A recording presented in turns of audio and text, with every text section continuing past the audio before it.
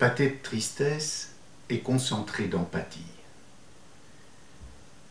Nous distillons souvent prudemment une tristesse incommensurable, que nous ne voulons pas imposer à nos semblables.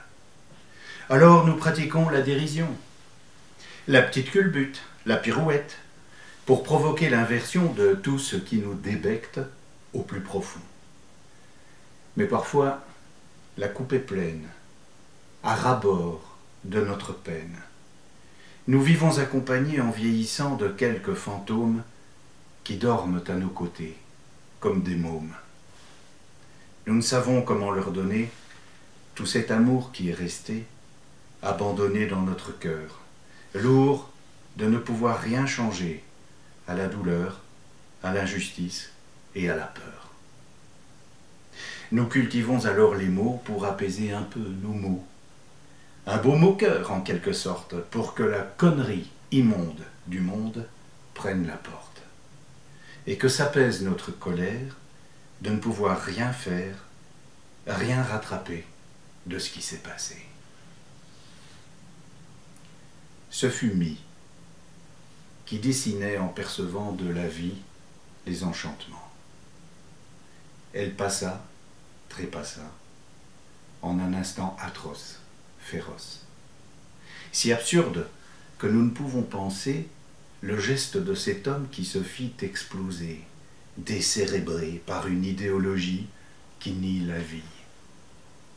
Ce fut une toute petite fille qui suivait simplement sa famille, fouillant la mort, ne voulant que vivre dans l'hypothétique paradis d'une Europe peureuse et frileuse, qui ferme ses yeux fatigués et lâche ses chiens de garde assermentés qui ont tiré.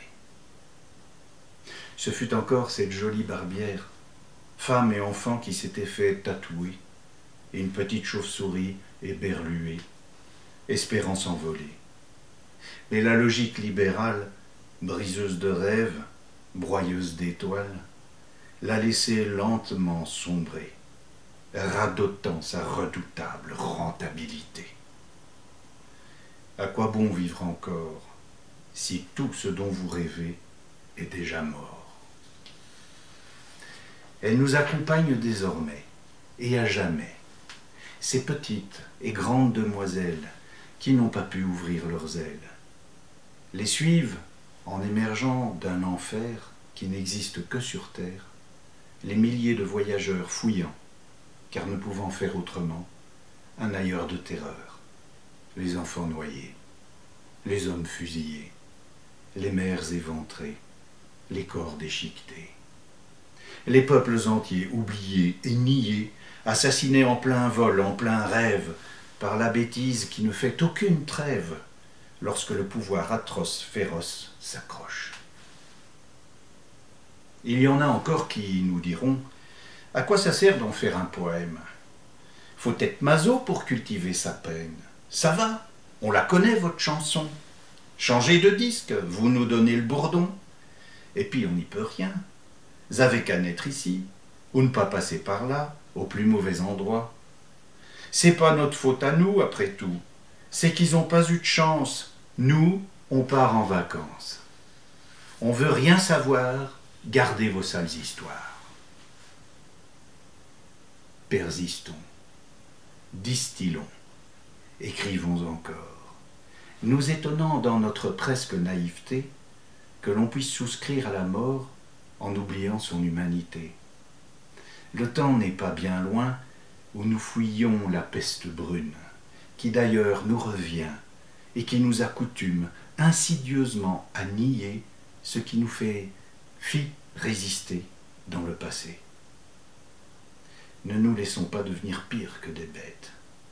Ouvrons nos portes et nos fenêtres. Il ne faut jamais accepter qu'une seule vie soit sacrifiée. Berçons encore nos beaux fantômes qui nous demandent sans rien exiger de ne pas oublier et de s'éveiller, émerveiller, pour être encore vivants pendant ce qui nous reste de temps.